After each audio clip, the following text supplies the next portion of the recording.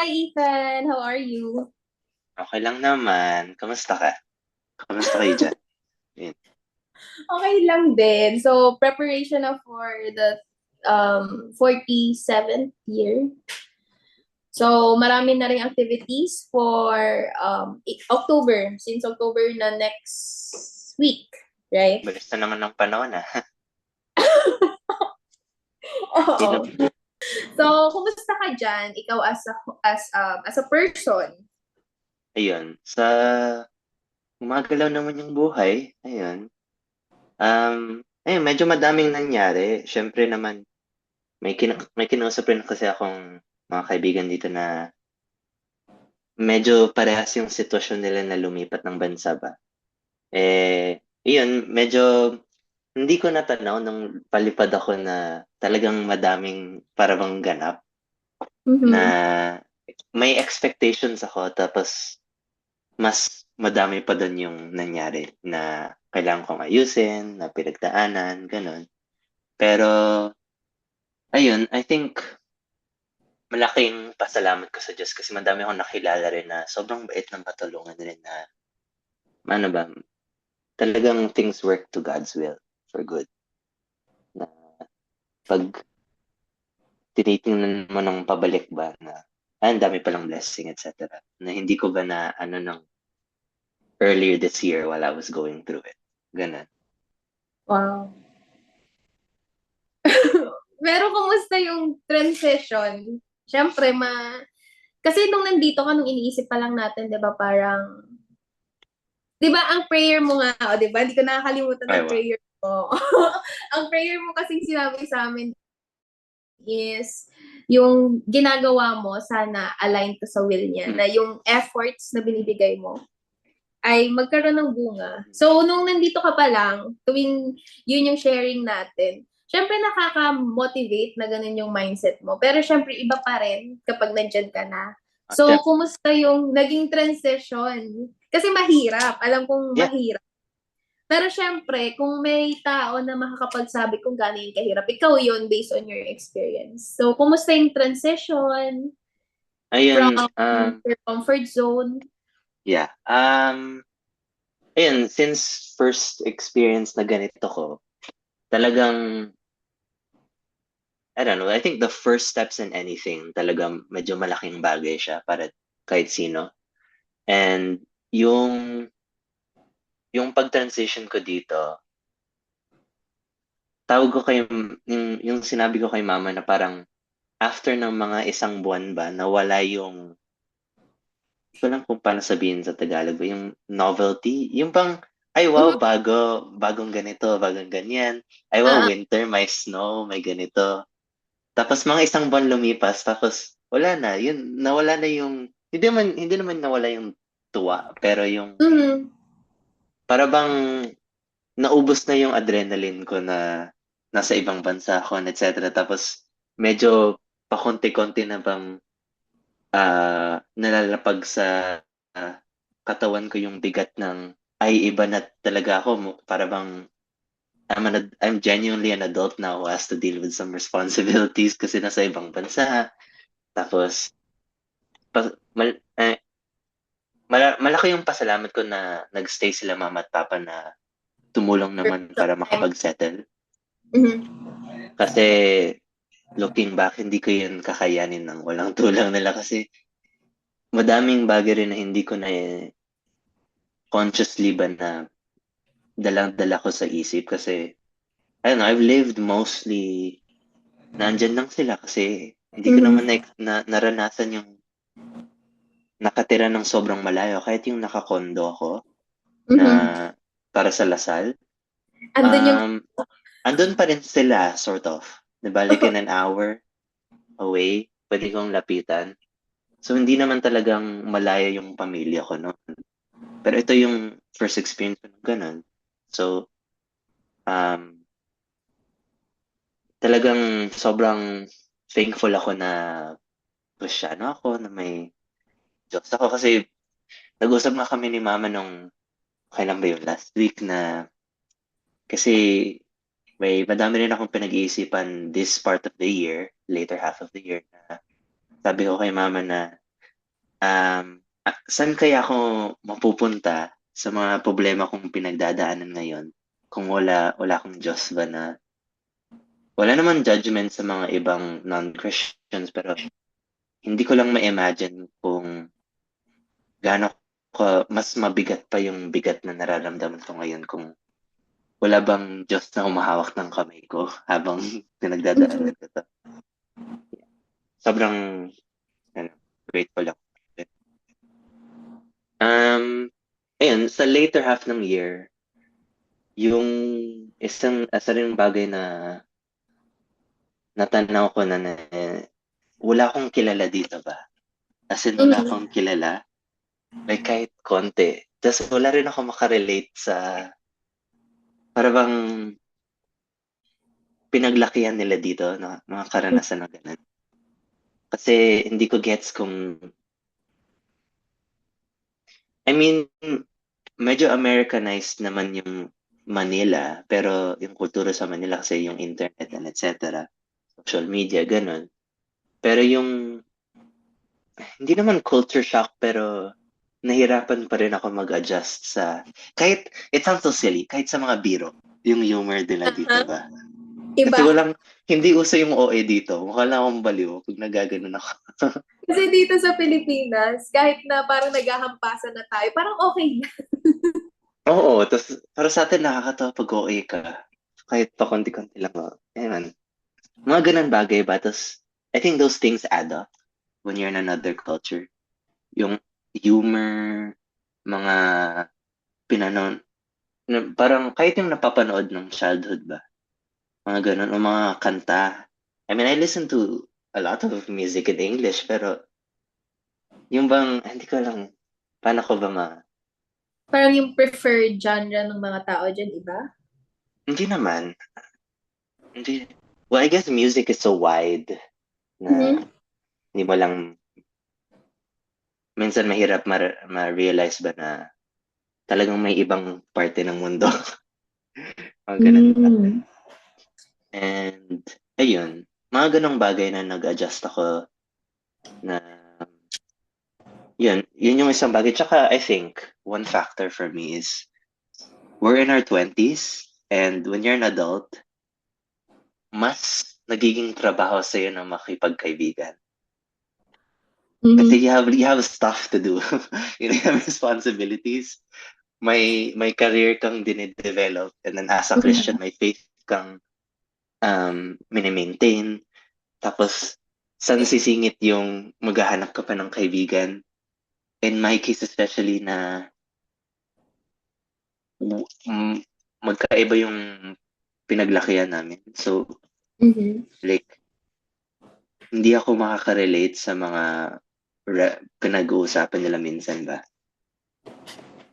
I mean, hindi naman ako like, nahihirapan makipag-usap tungkol sa pagkain or etc. Pero yung restaurant na ganito o ganyan, parang ganun ba na usapan? Kasi parang wala kayong common ground.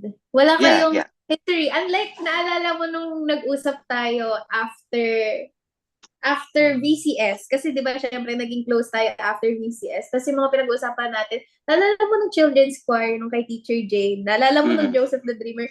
At least yeah. kasi tayo nun, may common ground na pwedeng balikan. Eh dyan parang all back. Wala. Square Back to one. zero. Ayun nga. Tapos, maliban dyan, yung sinabi ko, we're adults and then mas may effort para when you're an adult, you have to make an effort to make Mm-hmm. friends. Friends. Kasi hindi naman katulad sa pag nag-aaral ka na kaklase mo naman, edi magkikita naman kayo, mag-uusap naman kayo. Eh, maghahanap ka talaga ng oras mo para makipagkita kayo or ano kayo ba? And then, I mean, in our case naman, nasa simbahan tayo, pero yung kultura rin dito is madaming tao na mahilig na uwian after ng church or something or may Talaga?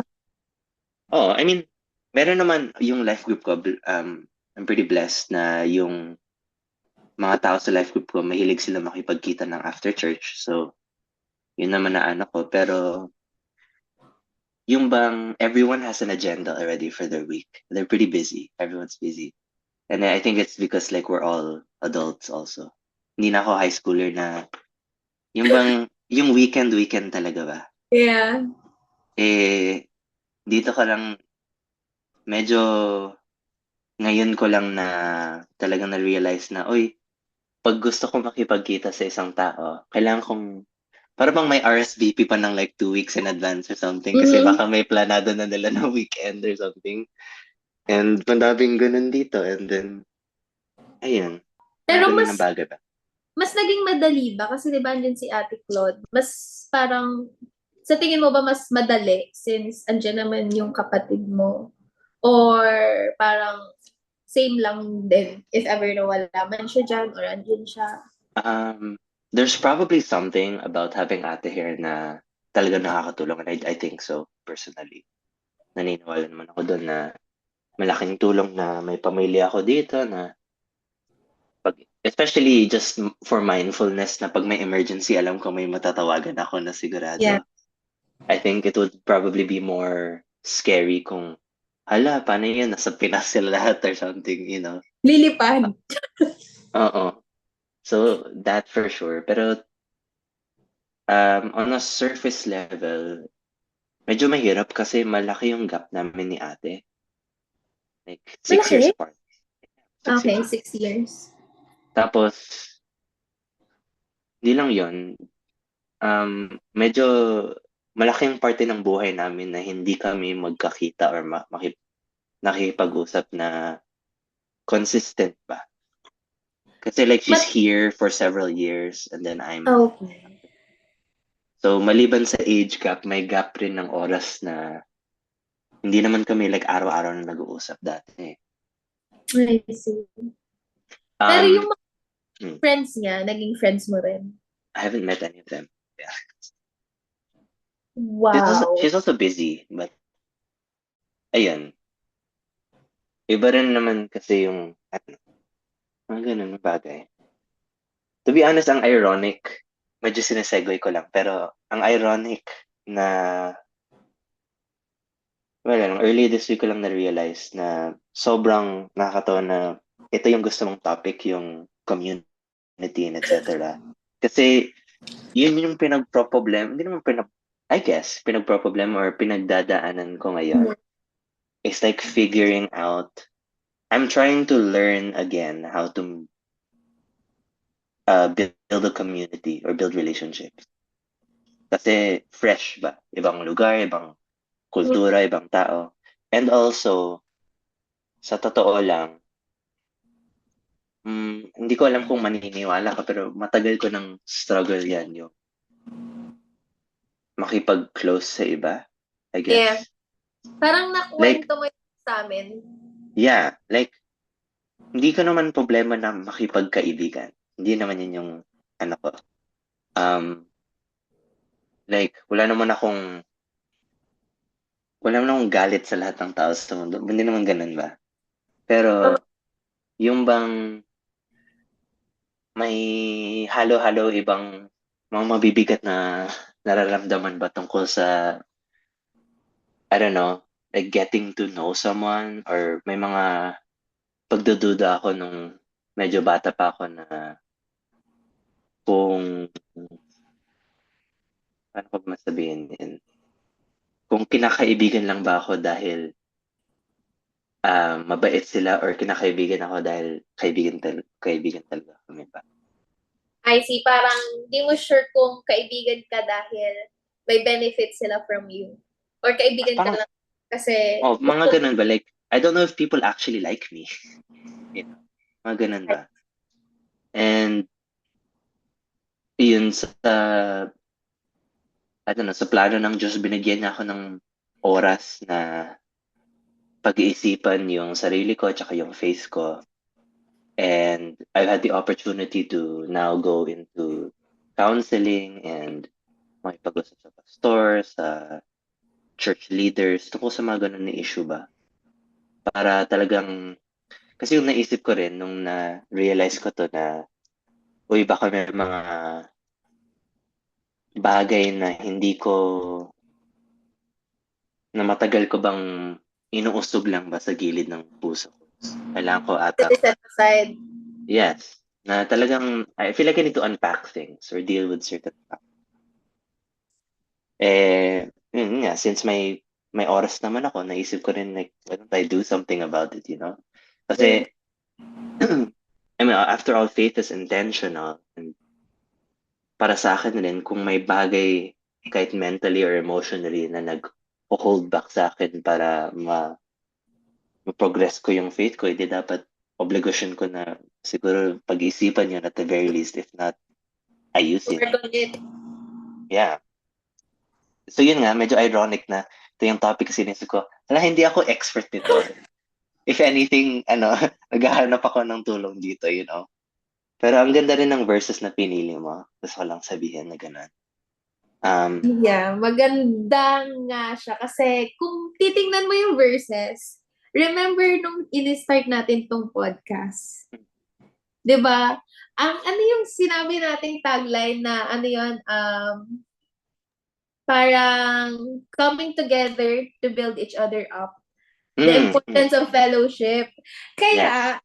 yun yung na-connect ko kasi kaka 1 year lang ng podcast. If hindi mo naalala, kaka 1 year lang natin. Happy anniversary.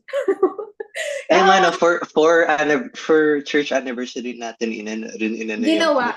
Oo. yeah, Tapos just 1 year na realized that. tayo. O, diba? So, parang, ang ano lang kasi, ang timely na ginawa natin to for fellowship. Tapos bigla kang nawala. I mean, nawala physically ha, nawala.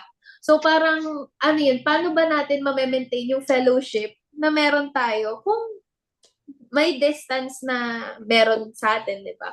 Pero kasi, di ba, hindi naman dahil sa distance, I mean, hindi naman mawawala ang relationship just because of the distance. Kaya gusto kong mas mapag-usapan natin kung paano natin ma-maintain ang fellowship and yung healthy relationship. Kaya yun yung naging topic ngayon. So, ayun naman ang defense. Defense! Hindi na, defense, grabe. So, Yun yeah, nga, pero, go ahead. ayun nga, napaisip rin ako talaga sa mga pinadala mong verses, tas dumaan rin sa isip ko yung verse na pinag-uusapan natin tungkol sa quote ng podcast, yung building each other up. Kasi yun naman talaga yung ibig sabihin niya sa fellowship, right? Like, nagsasama tayo para matulungan yung isa't isa. Yun nga rin yung isang verse na pinadala mo, di ba? Yung, Galatians. yung sa Galatians rin, no? Na bear one another's burdens and thereby fulfill the law of Christ. So, talagang binabuhat niya yung isa't isa, no? And sa mga pinagdadanan ko rin this year as trying to figure out yung sarili ko tungkol sa mga relasyon ko sa ibang tao, na pinag-usapan ko rin kay mama na, ayun nga, ang hirap maging Kristiyano. Period. Diba? Yes. And so, naging devotional topic kasi namin na yung sa Proverbs, yung pagiging wise sa mga sinasabi at ginagawa mo at saka pagtrato mo ng ibang tao. Dahil yung kapangyarihan ba ng mga ganon na bagay na ginagawa mo, you can, like, even from your words, pwedeng masira yung puso ng ibang tao ba? And that might test their faith. Yes.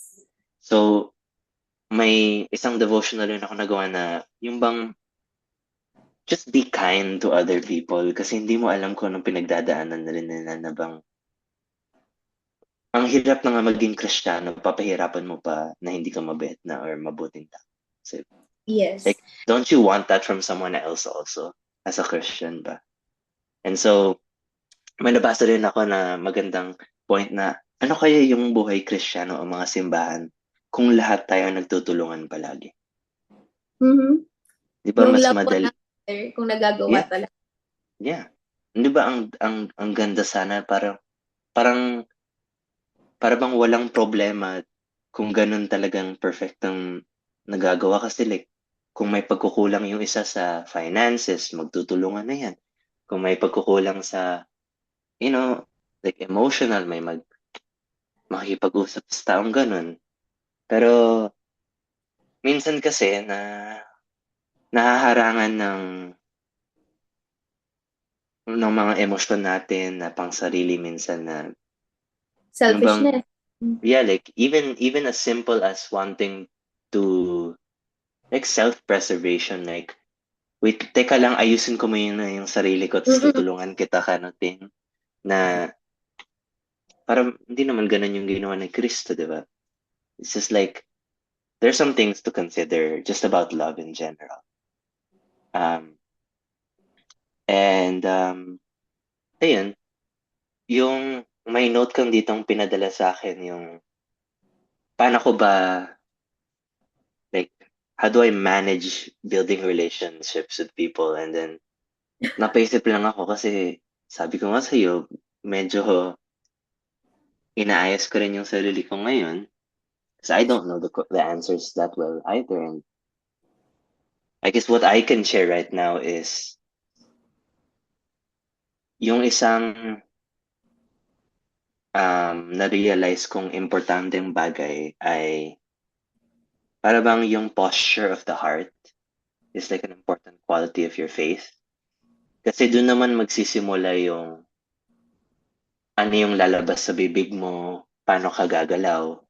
Mhm. Kasi di mo naman mabibigay yung wala ka, and like how do you expect to pour out the love necessary to maintain a godly relationship, be it friendships or whatever, kung hindi naman kayo maayos ni Lord ba? Mga Yeah. ganun bagay. Kasi, yun naman, hindi naman pwedeng like, pinapasa mo na lang, tapos ganun. Mhm. And I don't think I think so far, that's one thing that I can say I've learned trying to manage my relationship. I mean, I'll be honest, yung para sa atin lang, tayo-tayo ba, na looking back, I think one really valuable thing is medyo gumagalaw na yung mga utak at pusot natin tungkol sa faith natin with God. And I think that really helped us to like try and get closer at some point. Kasi meron na tayong relationship with God. So, mas madali nang makipag-relationship with other people na, hi, kamusta talaga? Or like, may matagal lang tayo magkakilala. Mga ganun ba? And I think that also answers about how to maintain relationship also. So one really useful thing is yung relasyon mo sa Diyos.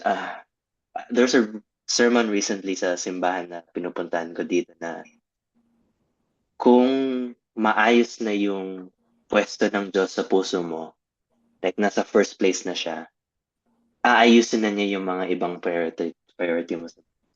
Like just without even, you don't need all the control in your life to be able to fix all your problems, all your relationships. Yung importante talaga,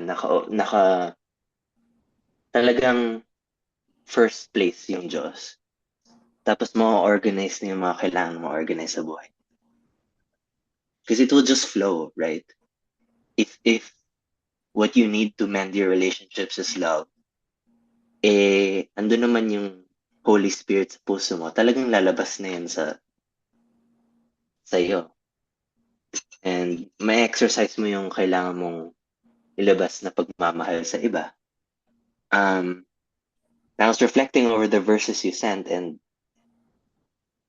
gusto ko lang sabihin na ngayon bago mawala sa isip ko kasi hindi ko nasulat. Yung reflection ko sa verses is um, pag namimili ka, I mean, this applies to all relationships, friendships, family. Pero kung sa tingin mo na pwede kang mamili kung sino minamahal mo, para kang namumuhay na hindi ka tumanggap ng pagmamahal na hindi namimili. Ba? Oh, oo Kasi nga. like, parang pinagdedesisyon mo kung paano ka, ito, ganito lang bibigay ko sa kanya or ganito, hindi ko talaga siyang ahanuin. Wala. No compromises. Pero hindi naman yun yung natanggap mo sa Diyos, di ba? Yeah. Like abounding, like no borders kind of love. Like kung sino Grace. ka, yun, grace, grace, and grace abounding. And parang hindi naman yun yung buhay mo kung namimili ka pa, hindi naman yun Mhm. natanggap mo, di ba? It just feels, it feels unauthentic to your faith if you live like that. And I think yun nga yung main thing na gusto ko lang ipadala sa kahit sino naman nakikinig na for all of your relationships, your relationship with God should be like sorted out talaga. Tapos, ano na yan, susunod na yan yung kailangan mong gawin sa iba. So, kanina na-mention mo yung parang about the heart, right? Na-mention mo yun. And kasi, before tayo magkaroon ng conversation today, tinapos ko yung tinapos ko yung book na binabasa ko. Alam mo yung title? Renovation of the Heart. Oo. So, yung social transformation kasi, siya yung nasa outer circle. So, dun kasi sa nabasa ko is, just like what you said, yung pinaka-inner natin that si Christ yung center. Yun, ganun din yung nasa book. So, si Christ yung nasa center. Then, may other dimensions pa tayo. Pero yung nasa outer circle natin is yung ating social life. Yung naging topic natin for today. Kasi parang sinabi pa doon na those who do not read the Bible read the lives of Christians. So, parang kanina, di ba, sabi mo is, let us not, mahirap nang maging Kristiyano. So, parang, let us not be the cause of the struggle para sa ibang mga Kristiyano. Pero ang totoo, mas mahirap talaga kapag hindi ka Kristiyano kasi you do not read the Bible, di ba? And when those people do not read the Bible, most of the time, what they do is they read the lives of Christians. Kaya di ba madalas parang naririnig natin na Christian ka pa naman, tas ganyan ka. Ganyan pala yung mga Christian. So parang minsan kasi, hindi lang naman hindi lang naman yung relationship natin sa mga Christians yung dapat nating pahalagahan. Parang mas dapat natin pahalagahan is how others conceive us, di ba? Kaya, ayun. So far ba, nagkaroon ka na ba ng friend there outside church? Meron naman. Yeah. Mostly in the mga lab technician stuff. Meron naman rin and yun nga I mean like agree naman ako sa sinasabi mo na yeah, when it comes to the non-believers naman, yung it's just as important that you para bang binabantay mo kung yung ugali mo, yung galaw mo, yung sinasabi mo rin. Nabasa ko rin sa devotional na bago ka pa lang mag-share ng gospel sa isang non-believer, yung unang opportunity mo na mag-witness para kay Christ ay sa buhay mo. Kung paano ka. True. So, sa coworkers, sa kaibigan mo na hindi sa faith, yung galaw mo, yun na yung testimony mo, like your first testimony.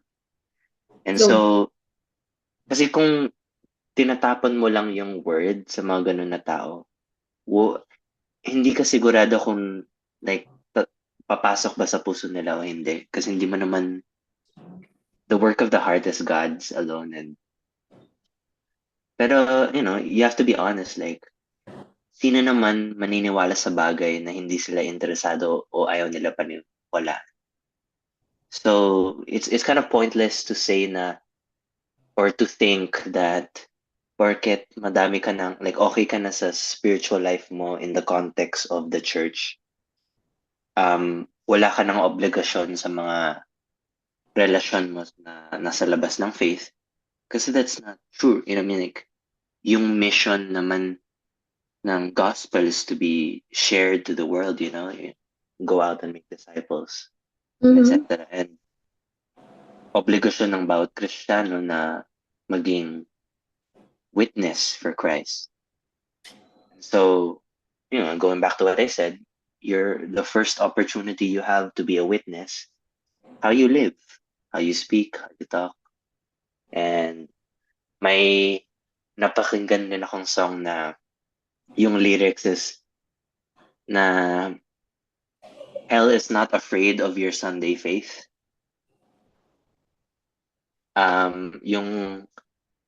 Yung sineselebrate daw ng angels yung Monday, Tuesday, Wednesday, Thursday, Friday. Like, your faith Wow. throughout the entire week ba? Kasi Mm-mm. hindi naman ang dali, pero mas madali maging faithful sa simbahan ka lang. And listening rin on a recent sermon, na pagaling sa topic ng salt and light, Mhm. like in Matthew chapter 5, I think. Mhm. I, not 5.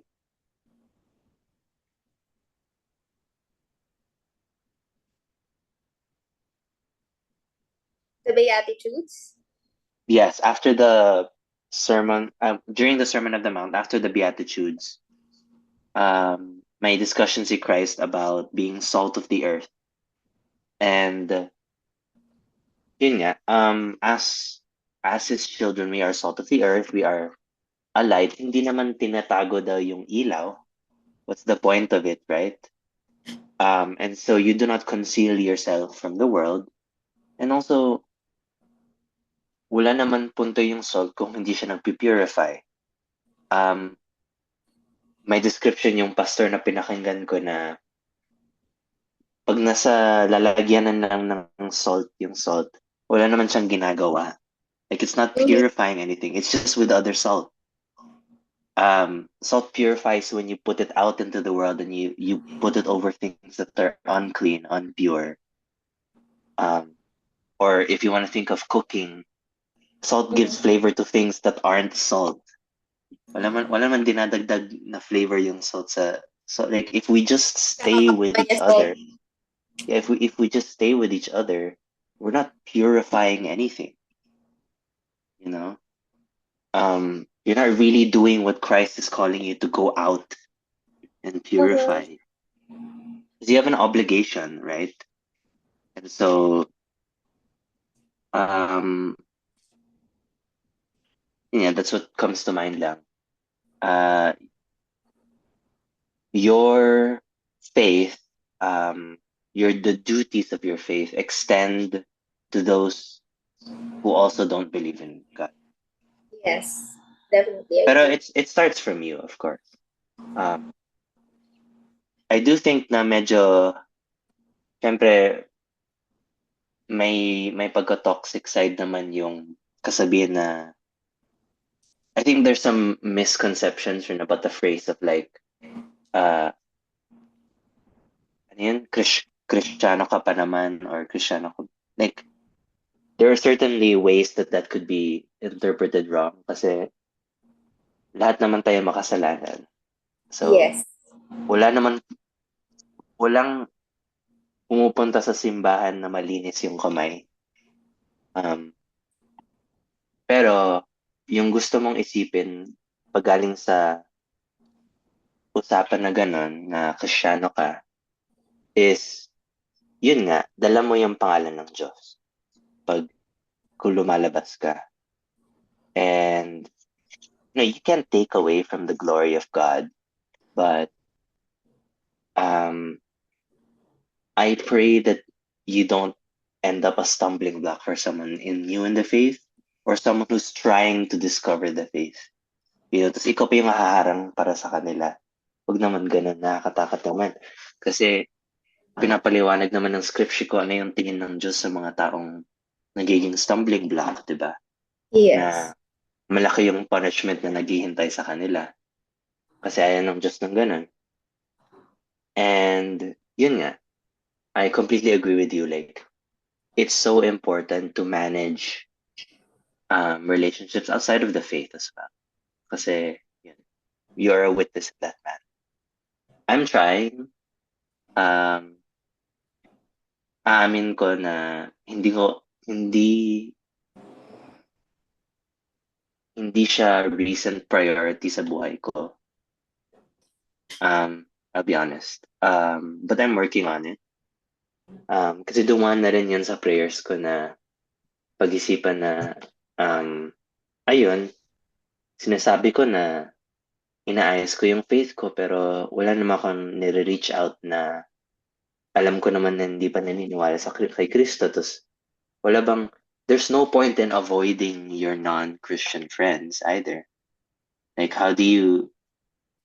your life could be an opportunity for other people to discover God, and concealing yourself only makes that harder. And there's kind of no point in doing that. And so, ayun, pinag-isipan ko rin yan recently. But yeah, I think in all of these things, it starts with the heart. So, ganun. Yeah, parang may parable na connected to the salt. Parang same analogy ng parable. Yung sa parable na hindi ata parable. Basta nasa Bible. Yung, parang, what difference does it make for you to love? Parang, ano yun? Parang anong difference ng pagmamahal mo sa taong kamahal-mahal? Parang walang difference na nagagawa yon. Parang Trying to think. magkakaroon lang ng difference yung love na ino-offer mo if you give that love to the unlovable. I mean, commandment rin ni Kristo, diba, like, to love not just your neighbor, but your enemies. Yeah. Diba? May napanood akong nakakatawang video na prayer ng lalaki na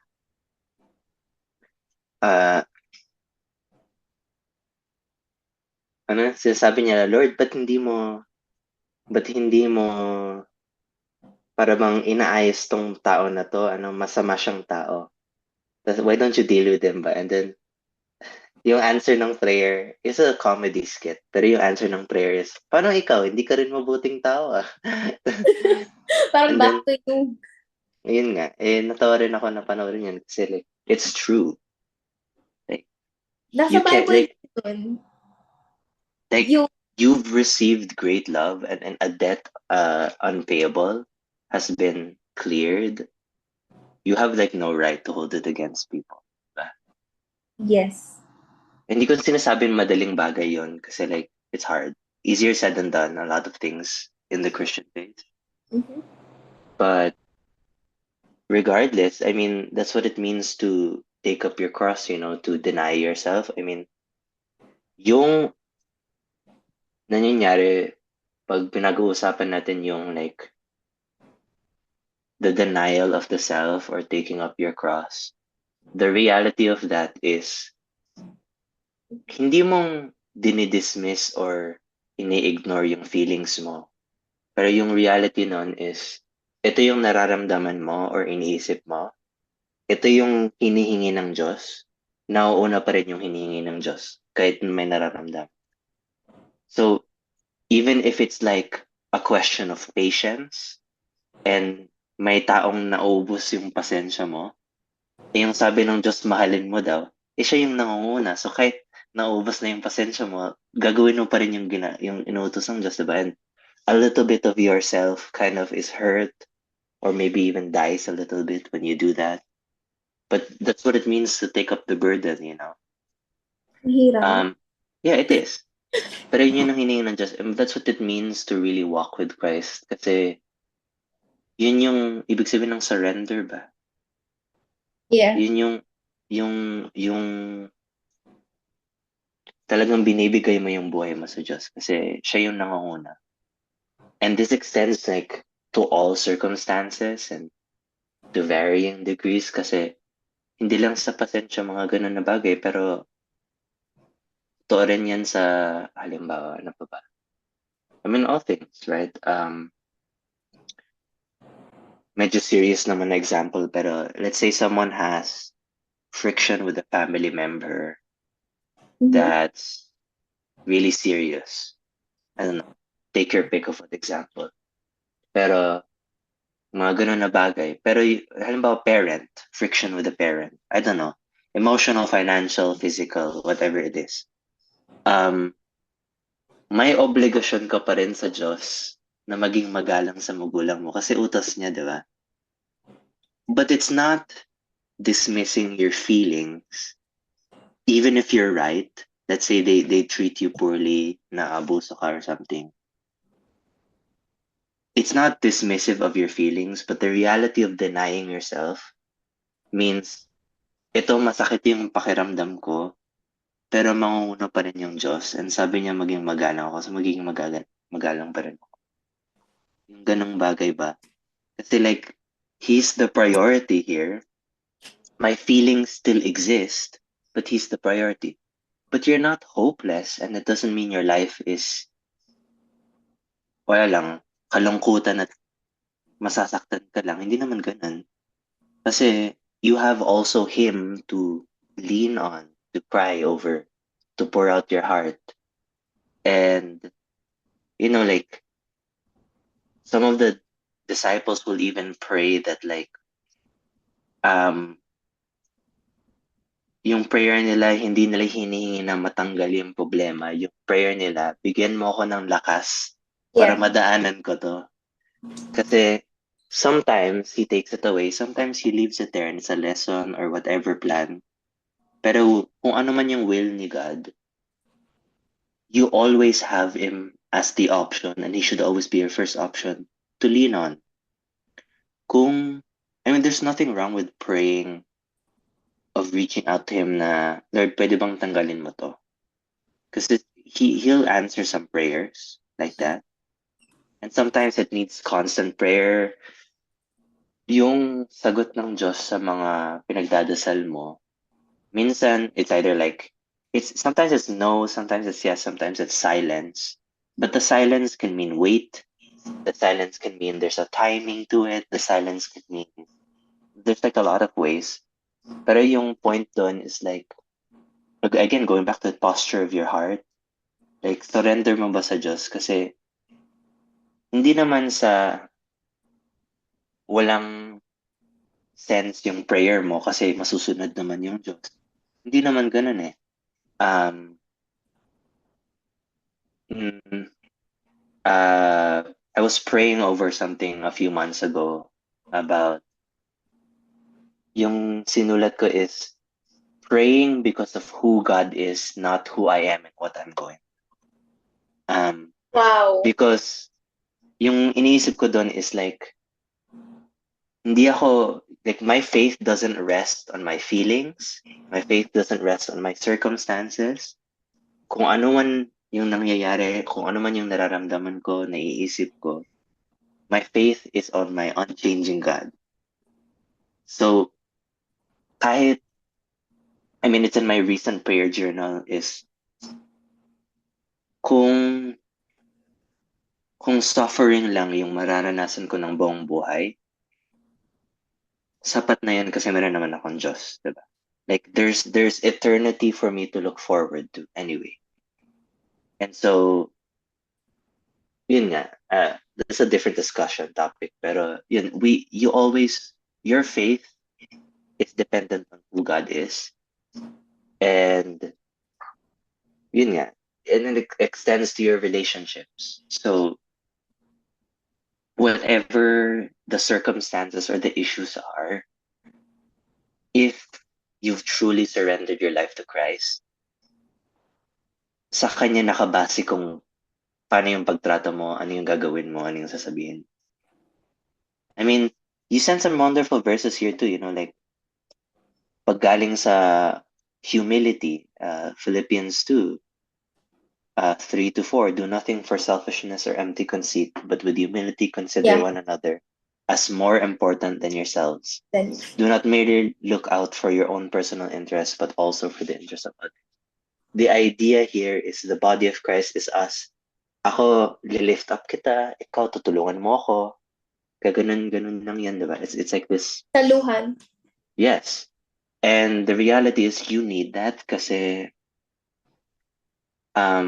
explicitly rin sinasabi sa Bible na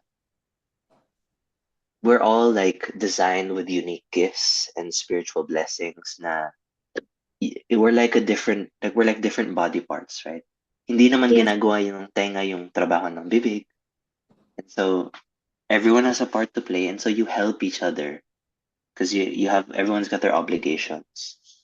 And you know, this Philippians 2 chapter is titled nga Be Like Christ. So that's what it means to be Yes. Yun humility. nga. And yung isa rin sinan mo yung 1 Peter 4:9-10. I just want to go back to verse 8 of that. Kasi yung Yeah. verse 8, yung verse 9 is be hospitable to one another without complaint.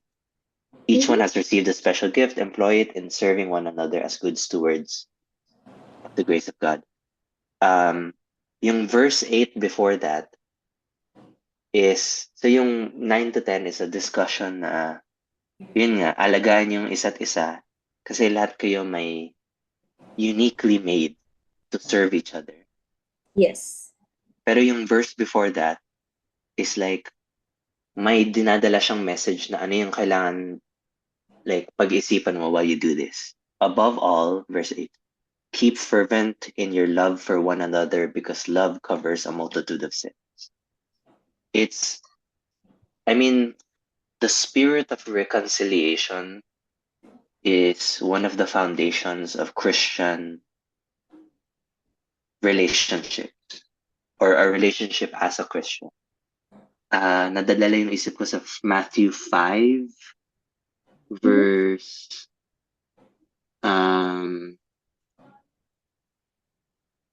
Matthew 5 verse 23 until 24. Check.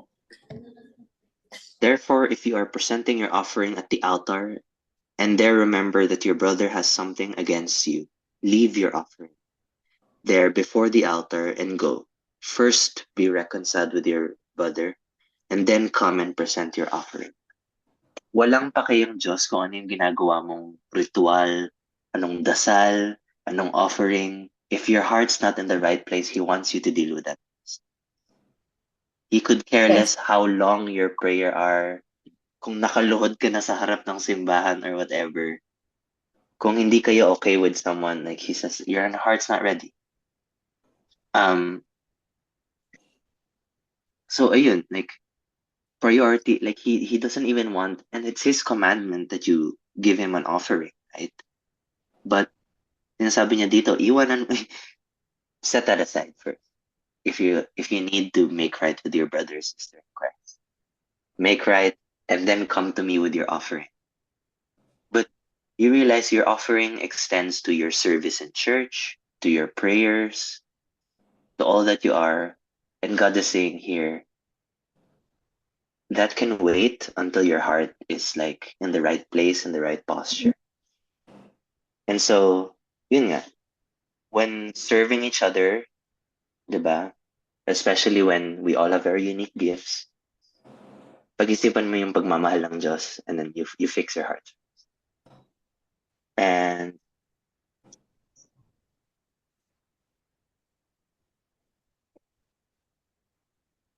yun nga, going back to what you mentioned earlier, yung Galatians 6 verse 2, bear one another's burdens and thereby fulfill the law of Christ.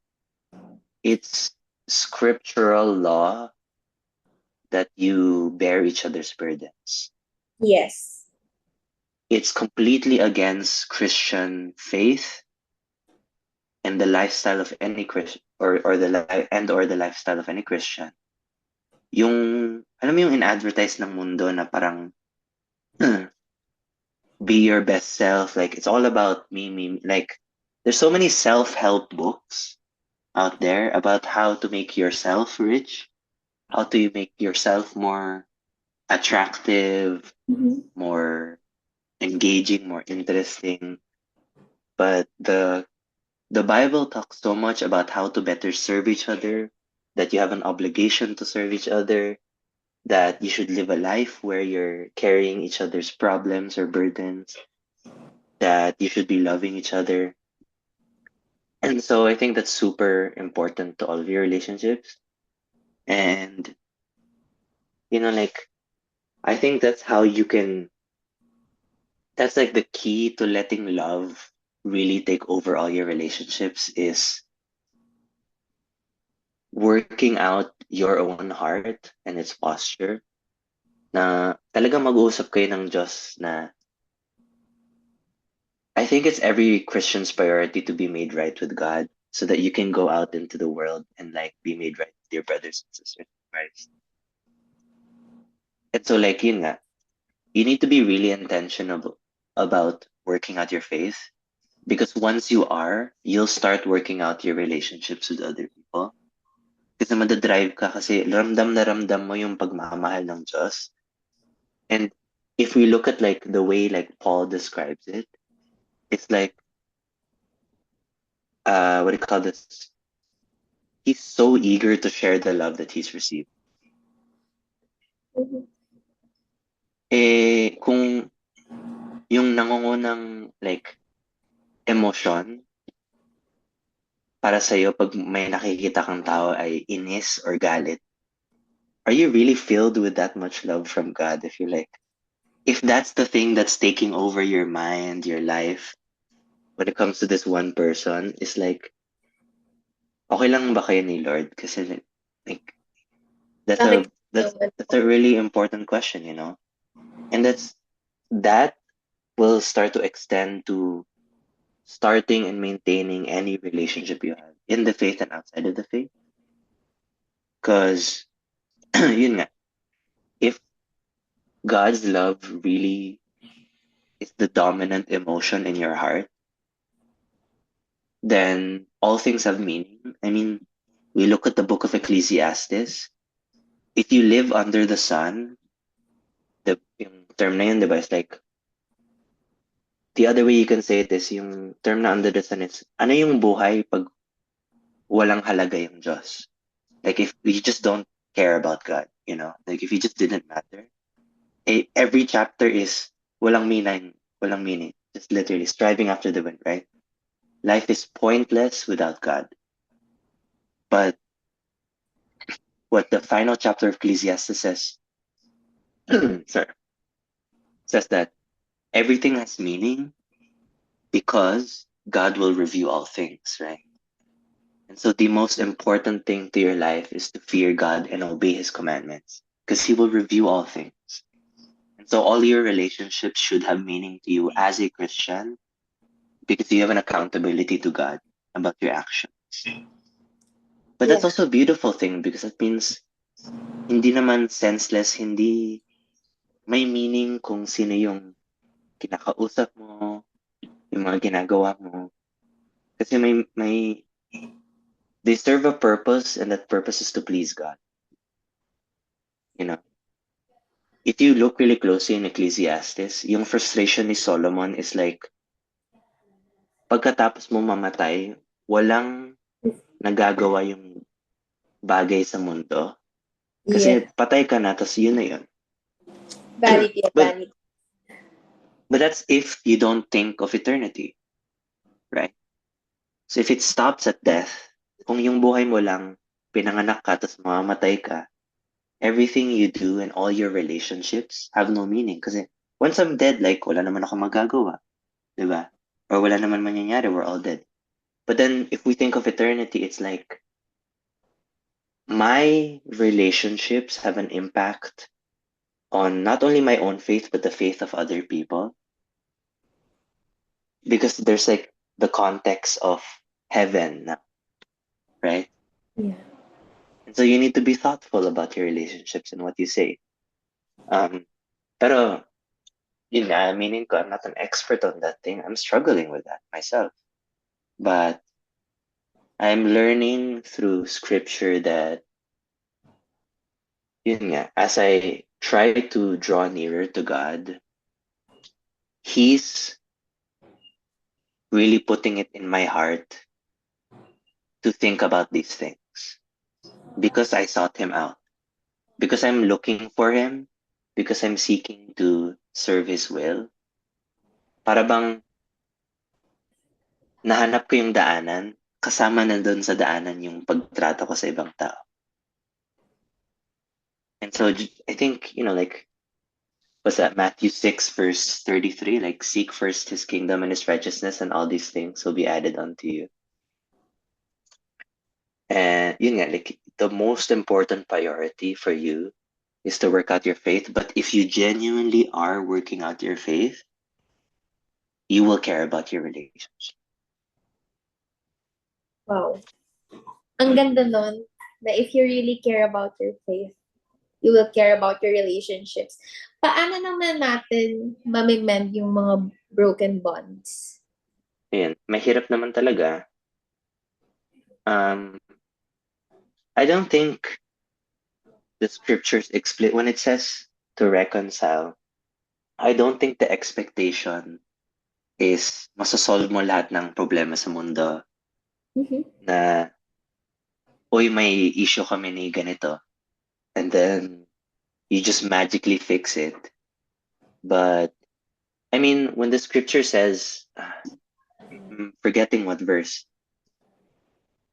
yung instruction kung paano mo ayusin yung relasyon, yung relasyon mo sa isang kapwa Kristiyano, pag may ginagawa silang hindi sumusunod sa utos ng Diyos, the scripture says that you meet with this person privately and you talk about it. Kung ayaw nila makinig, magdala ka ng isa pang tao. Kung ayaw pa rin magdala, and then more and more Christians and more Christians until the congregation is part of this. If and only if the body of Christ has made an effort to reconcile with this person, tas ayaw pa rin nila, you have to let that person go. Right? Because, for a number of reasons, but one of them is like, nasa Diyos na yun. Kasi their heart is set in stone, and you can't do anything about someone's heart. But you need to show God, because you have an obligation to him, because of his love, Mhm. that you're trying to reconcile with this person.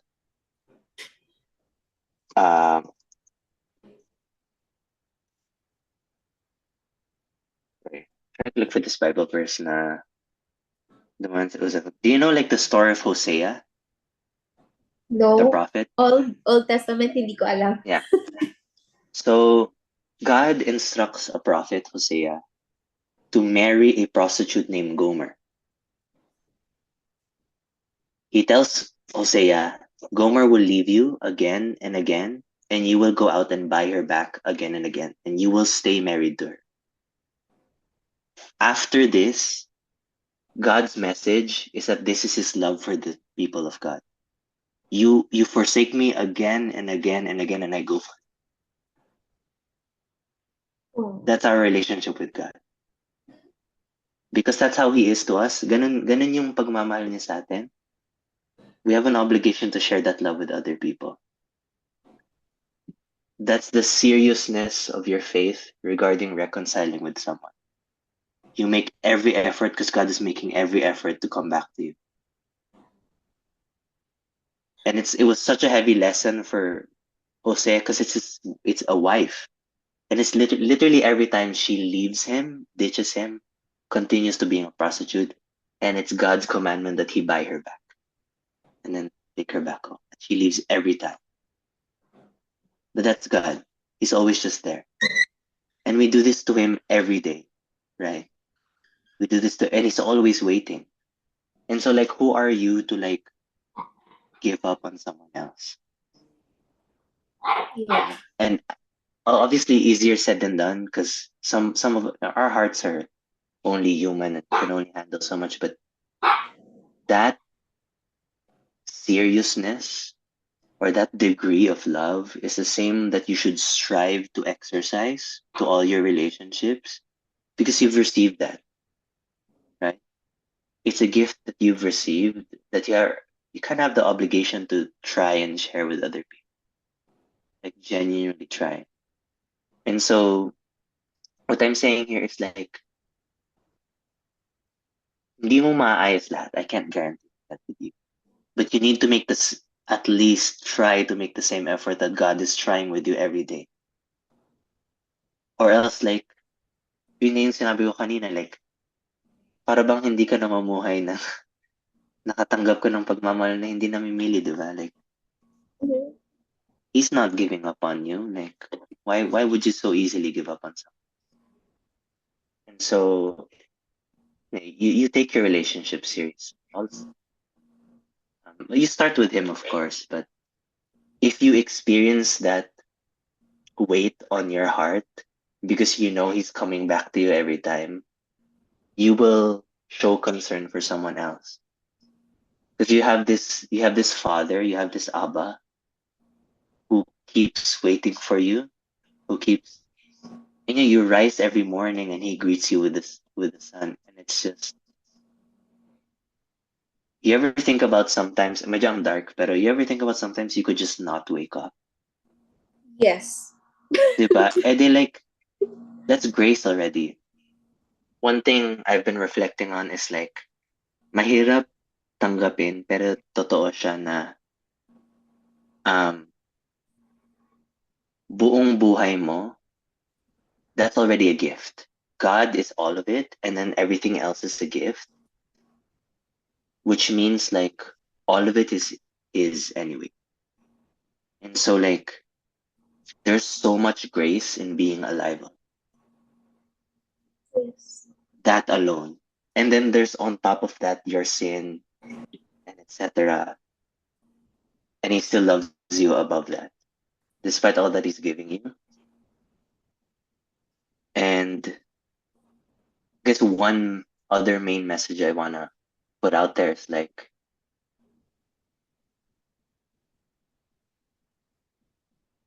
if you're really trying to move forward with your faith and your love for God, like he should be your everything,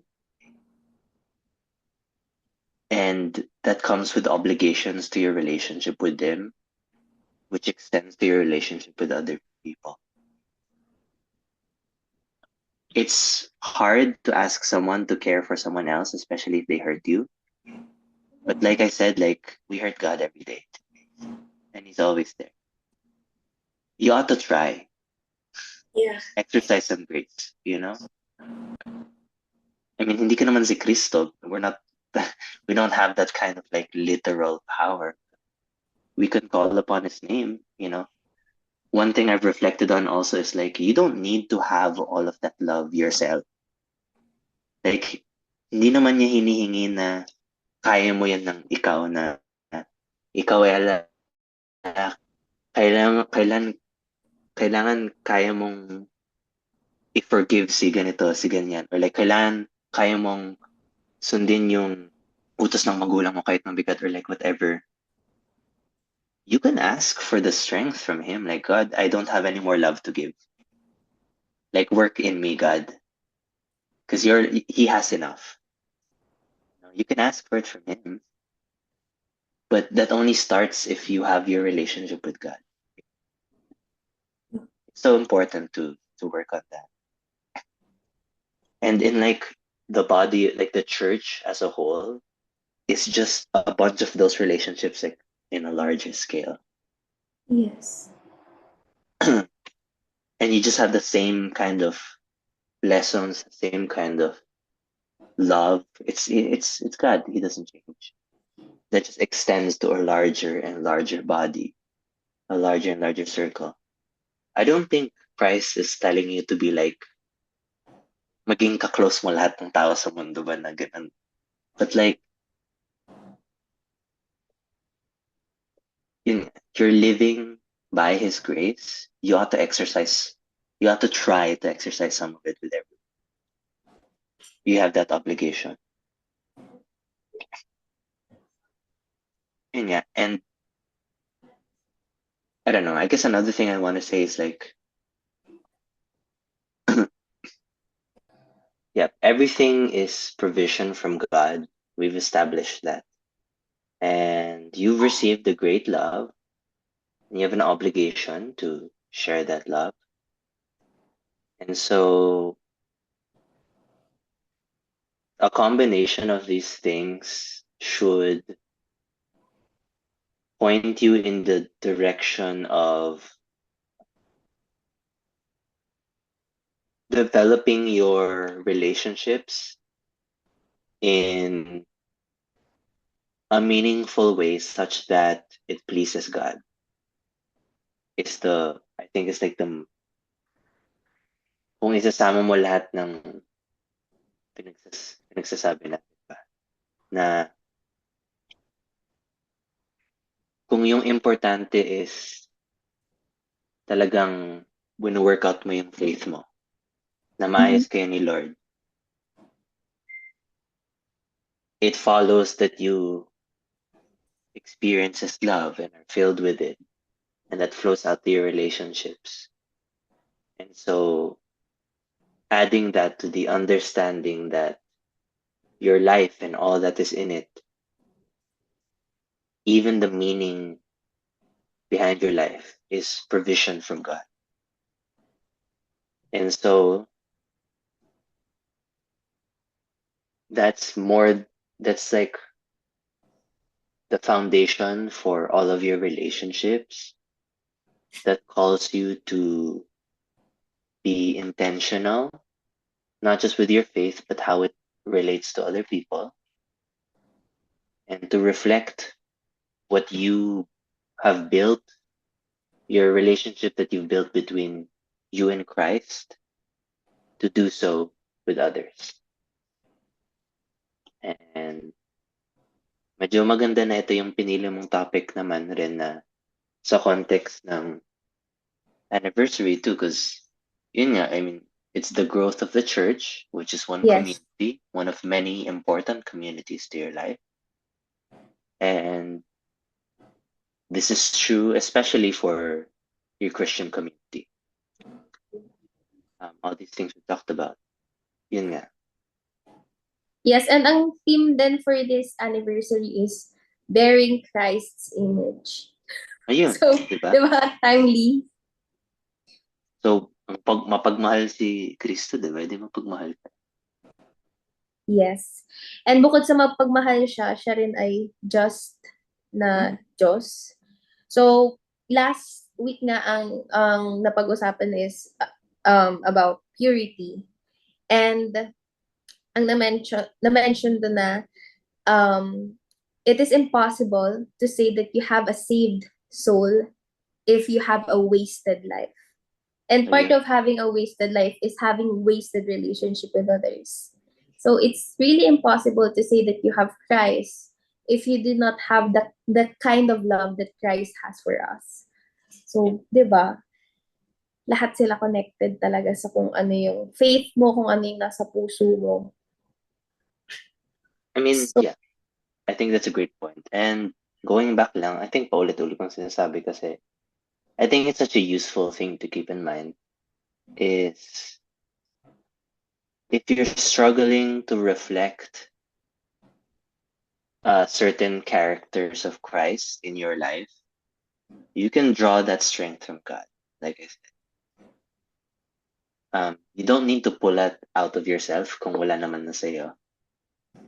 Kasi imposible naman na, I don't know, if you're the type of person who's not very patient, hindi naman biglang magiging sobrang patient person ka lang ba and stuff. But you hold yourself accountable to God. And yeah, I guess one smaller point I want to make is if you're struggling with any part of this, your relationship with God should point you to just being honest with Him at the first point. Like, kung struggle talaga yung relationship mo sa ibang tao, you can be honest with Him. Like, at least be honest with God and reach out to Him so that He can help you work through that problem of your heart. Because it's so easy to lie to yourself and make yes. excuses and tell yourself you've done enough or you've tried it all, you know? It's so easy to believe the lies you tell yourself too. So at least be honest with God so that He can work in your heart. Yes. That's our starting point talaga eh. Yeah, your relationship. Recognizing that we cannot do that alone. Na hindi natin kaya yung kayang gawin niya is our starting point. Kasi once na we recognize our weaknesses, that's the time that magpapakover tayo sa power niya, sa kung ano yung kaya niyang gawin. So, mahalaga yung pag-recognize nun. So before we close, since connected nga sa community natin ito, since anniversary na, how can you remain in our community in our community of faith? Let's say dito sa CCLP, kasi di ba hindi naman yung church yung physical church, but the church is us, di ba, the people. So how can you remain in the community despite the distance? Personally, Yeah. one thing I've been praying over is the opportunity to reach out and help in other ways Mm-hmm. because my current circumstances make it hard to really help in a direct way kasi sinabi mo malaya yung distansya. So I can't help physically in service, which is what I would normally do. But I've been really praying over it. And one thing I've been reflecting over is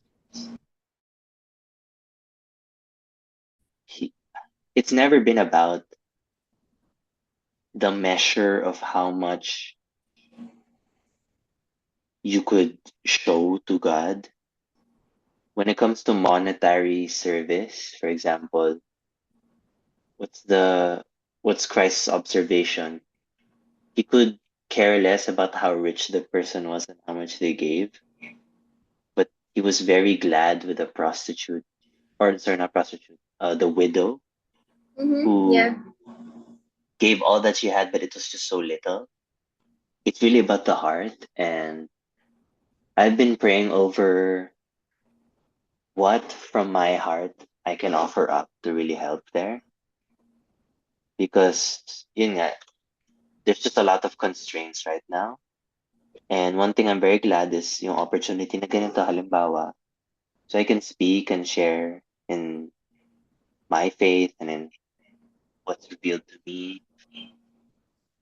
And I think that's one great starting point. I don't know.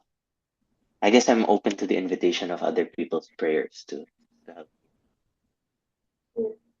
my advice for anyone also who's struggling with some sort of barrier to reaching out to our Christian community is really reflect on your relationship with God. Kasi yung kinakaya mong gawin para sa Kanya, it's only, ano ba sabihin? Yung basehan nun ay kung gaano ka committed ka na ibigay yung puso mo sa Kanya. Because if you're giving all of your heart, you have everything to give. Mm-hmm.